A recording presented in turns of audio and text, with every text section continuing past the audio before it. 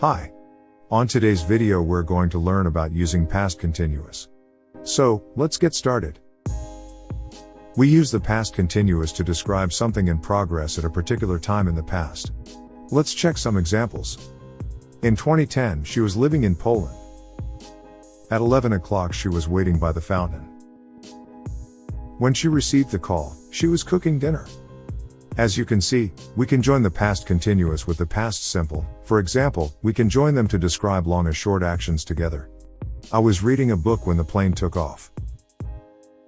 We also join them to describe a longer action that stopped suddenly because something else happened. When I was driving to work, my car broke down.